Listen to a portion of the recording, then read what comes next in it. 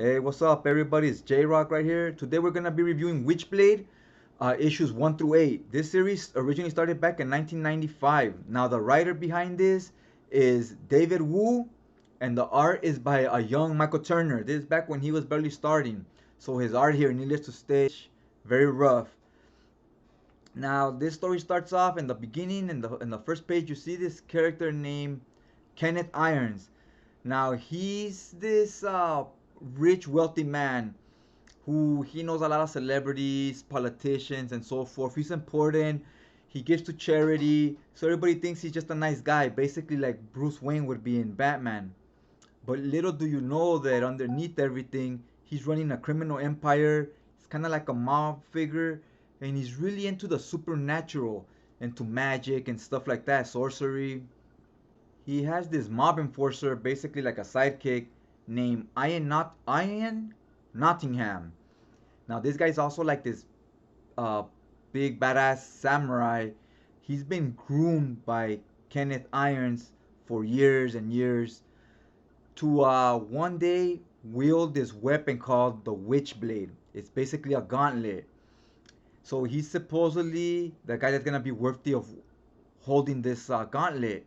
Then we get introduced to the main protagonist in the story being Sara. She will become Witchblade. So she starts off as this no nonsense cop that's, the type that shoot first, ask questions later, comes off very confident and full of attitude and, like a typical 90s type of character.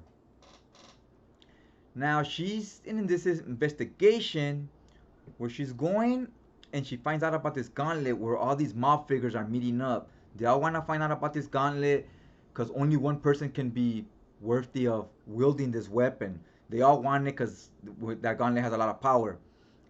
Now, at this point, we don't know if this gauntlet's power comes from the supernatural or if it's some type of alien weapon from extraterrestrial from another planet. So Sara is right here following these mob figures and she's seeing everything that's going down.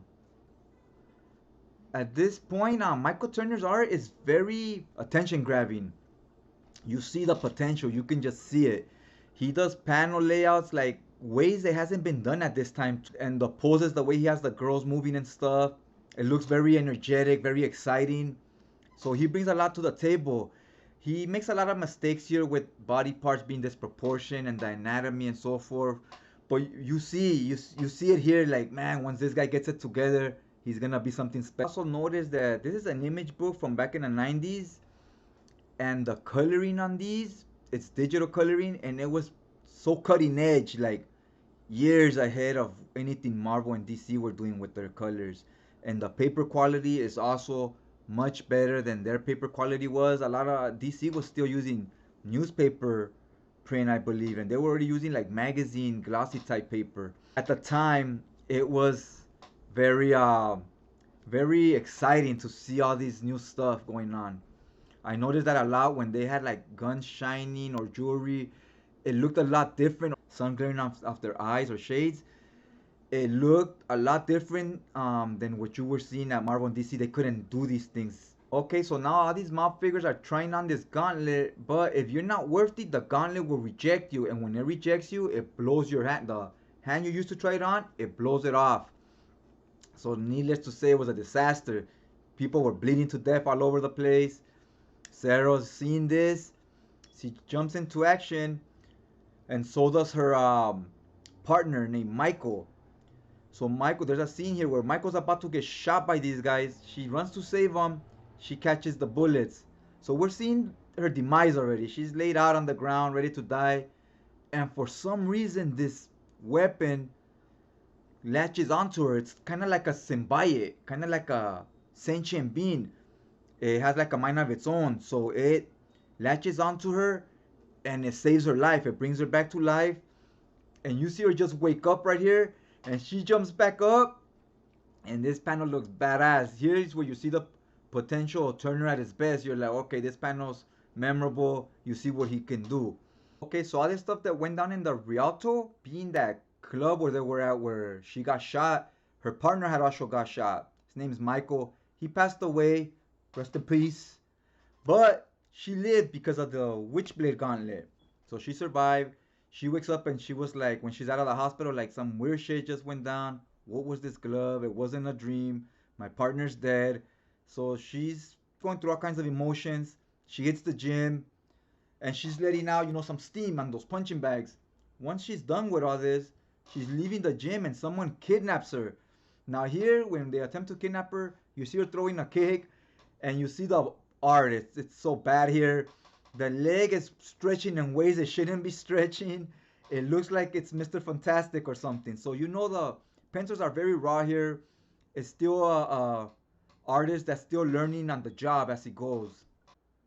Once they kidnap her, this guy, Kenneth Irons, he starts talking to Witchblade and he's kind of seducing her and she's falling for him. He's rich, he's handsome, he's billionaire, whatever. So she's kind of falling for him and she's going from this reckless loose gun to something else. Like you see her personality and everything completely change right here, little by little. It doesn't happen over 2 pages. I mean, it's a slow burn. You see her change into a completely different character, which I like the pacing on this. They didn't rush it. So he's seducing her, and he's really not interested in her. He's seducing her for this witchblade.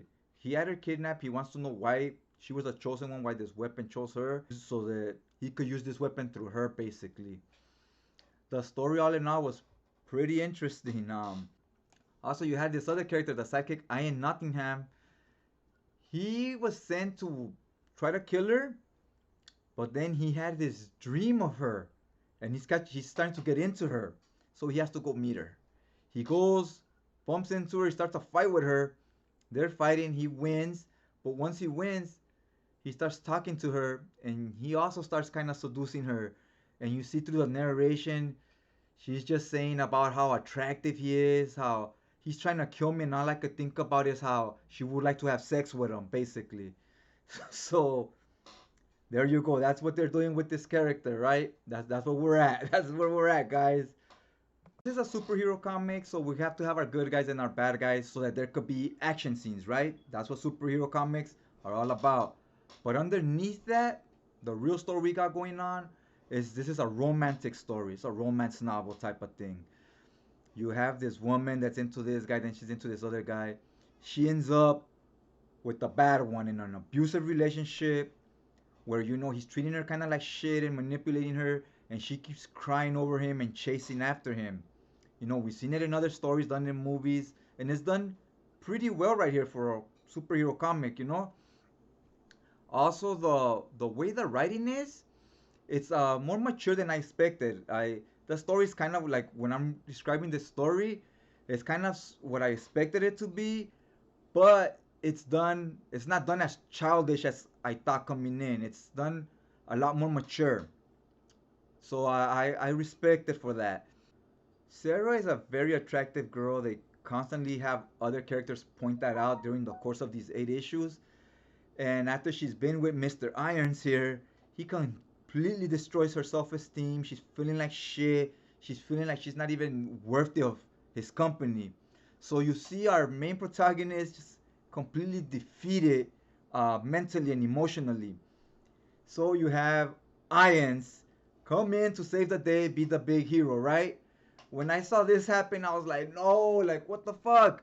Like, what the fuck? I wanted her to overcome this and, save herself, not be the dancer in the stress, especially since she's the main character.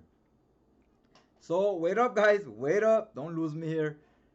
He comes in to save her and he starts a fight with this guy, but it turns out this Mr. Irons is a very powerful sorceress type of character, and Ian cannot he can't handle him. He's losing this fight. So while this is happening, Witchblade rises to the occasion. The gauntlet acts up. It activates and so forth because it activates through her emotions and whatnot. And you see this badass panel where bam, she's wearing the full suit, and you're like, oh shit, here we go, here we go. Now she's rising from the ashes, if you will, picking herself back up, and she gets in the fight scene with this guy, and just totally destroys him. So you're rooting for her. They did a good job of dragging this out where she just doesn't defend herself. She just doesn't defend herself. So when she finally does, you're like, yes! Woo! Get that sucker! So that was, I thought this was very well done the way the pasting was. I was very excited to finally see this come to fruition. I was like, yes. I love what they did with all the characters here, where they have their moments when they're good, then they're bad. So through the whole story, you're never quite sure who's good and who's bad. No, nothing's black and white. They're all kind of just there's a lot of contrast going on. Cause like for example, the main villain, he's seducing her and he's acting nice with her, so you think he's a real nice guy. That's what you think, but then you find out otherwise. And the guy you think is a villain out to kill her catches feelings for her and he's out to save her. So nothing's ever set in stone. It constantly keeps you guessing who has her best interest and who's against her. You never quite know exactly until the end when it's spelled out for you.